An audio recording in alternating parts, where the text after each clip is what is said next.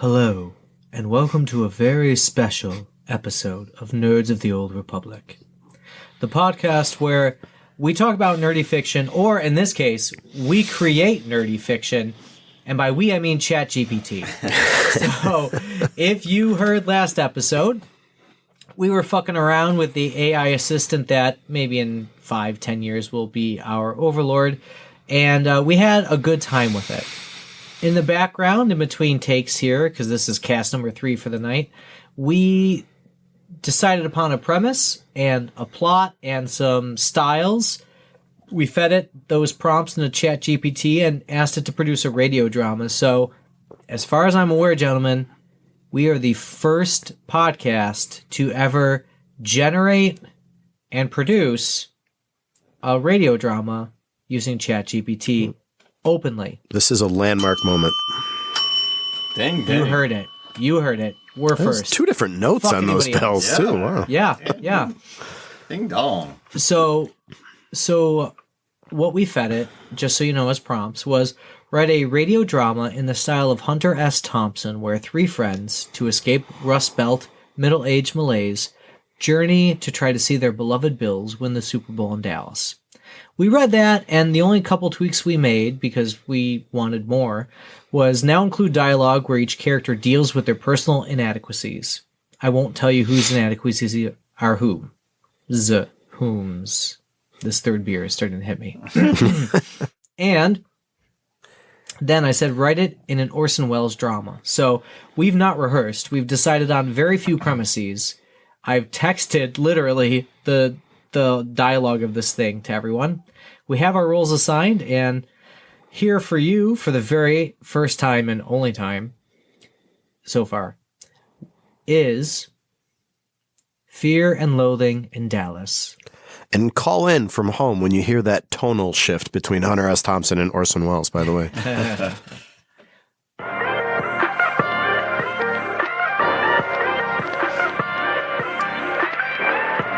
The sound of roaring engines fills the air as 3 friends, Jack, Rick, and Gary, rev their motorcycles outside a rundown bar in the heart of the Rust Belt.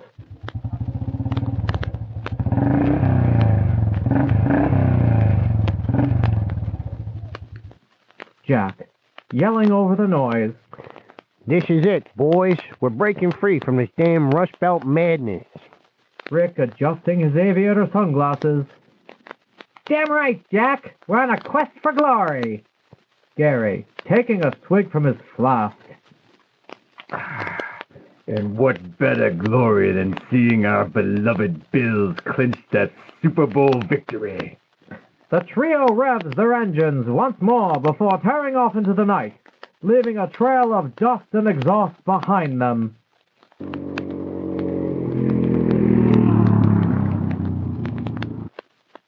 Scene 2. The open road.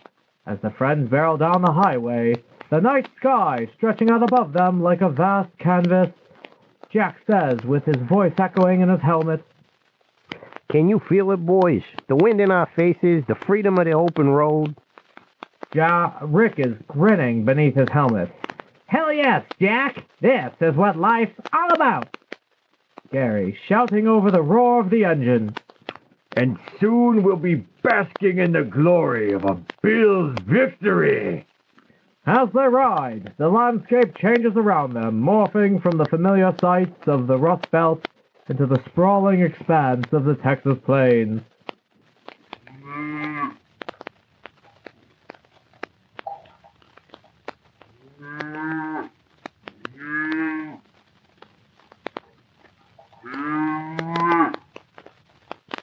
Scene 2.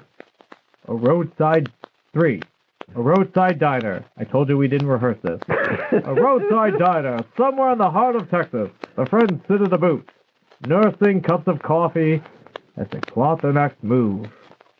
It's a dark, smoky interior, with a dingy roadside diner as our place. Jack, Rick, and Gary sit at their booth, their face shadowed by the dim light. The air is heavy with attention as they grapple with their personal demons. Jack says, his voice echoing with a sense of longing. Gentlemen, you ever feel as though we are merely drifting through life? aimless drift. Rick's voice is distant, filled with existential angst. Indeed, Jack. It's as though we're actors on a stage, performing our roles without purpose or meaning. Gary's voice is trembling with vulnerability. I often wonder if I'll ever be able to rise above my own inadequacies. To be the man I once thought I could be. Jack's eyes are glinting with determination. We are all haunted by the ghosts of our past, my friends. But it is how we confront our demons that defines us as men. Rick is haunted. My father. He was a man consumed by his own failures, unable to find solace in the darkness that consumed him. Gary's voice is barely a whisper. It's fine. He left behind a legacy of shame and regret. A burden I fear I may never escape. Jack finds himself filled with conviction. But we are not our fathers, gentlemen. We are the masters of our own destinies, the architects of our own fates. As they sit in silence, the weight of their shared burdens hangs heavy in the air. Outside, the sounds of laughter and revelry drift in from the night, a stark contrast to the turmoil within.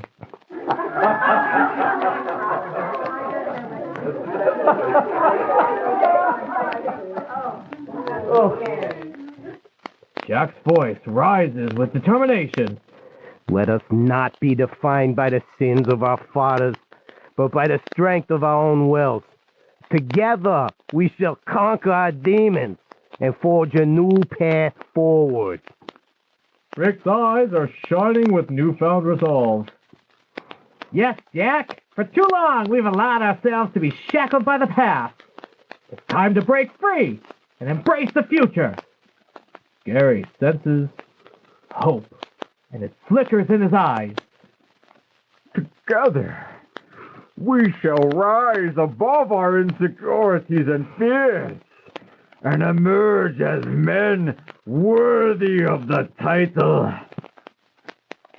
As they clasp hands in solidarity, a sense of purpose washes over them, a beacon of light in the darkness. For that moment, they realize that no matter what their trials may lie ahead, they will face them together, united in their quest for redemption. Gary raising his flask in a final toast. To the bills, to friendship, and to the spirit of adventure. As they make their way to the stadium, the cheers of the crowd echoing in their ears, the friends know that win or lose, they've already achieved something far greater. They've broken free from the monotony of their lives and embraced the thrill of the unknown.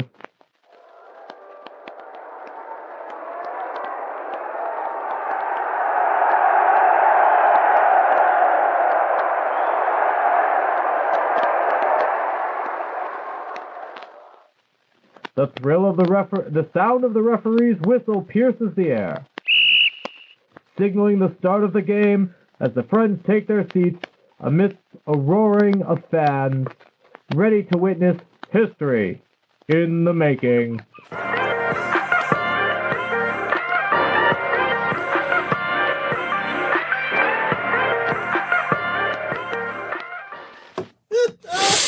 That was absurd. Wow. Wow, that was a thing. I couldn't even look at you guys or I would have lost it completely. Honestly. I don't know why I turned it to Charlton Heston. But Was that Cagney you were? yeah. I was sort of generic 1920s gangster guy. I don't know. Man, see? That's what I great. I almost wanted to throw that in there, but it wasn't in a script, and I'm a textualist, so Yeah. you know. None of us pulled the Jim Carrey and just made shit up. Yeah. You know? I missed like 2 or 3 words here or there.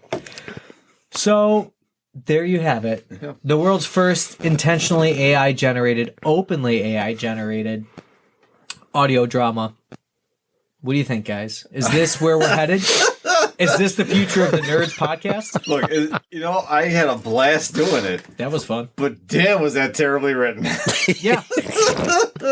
I mean, it literally took the words we gave it and put them into the dialogue, Yes. which is Yeah. not something a human would do. Yeah. Oh my god! The middle bit in the diner, though. I mean, some of that stuff was fucking great.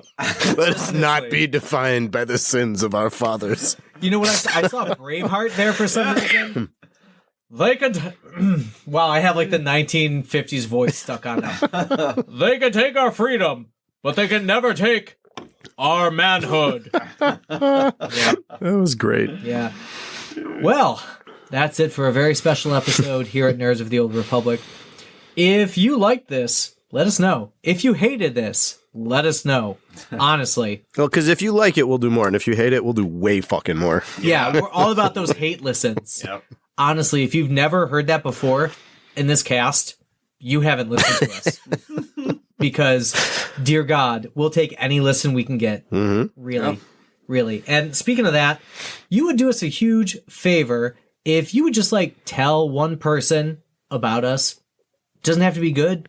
You just be like, hey, I listened to this podcast, and they fucking did zero work and just acted out some shit for 15 minutes, and we're like, that's entertainment. We're not expecting you to pay us. This is free. Don't get angry at us because this is free.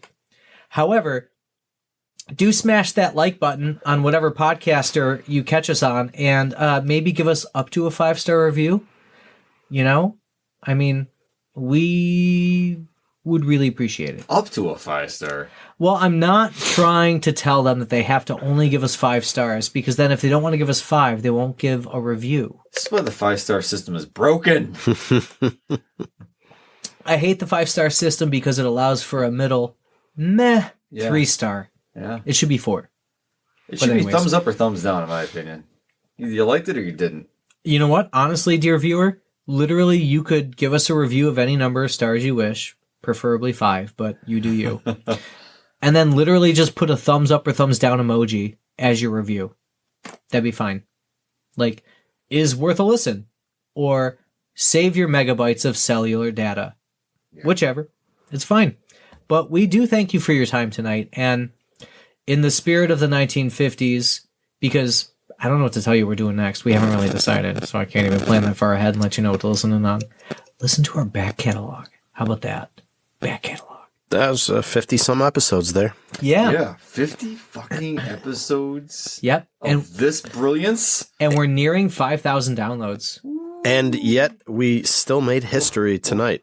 5,000s of thousands of downloads. Yes. I mean, 5,000 factorial. 1,000 Yeah. plus. Yes, I mean, we literally bring in thousands of downloads. We do.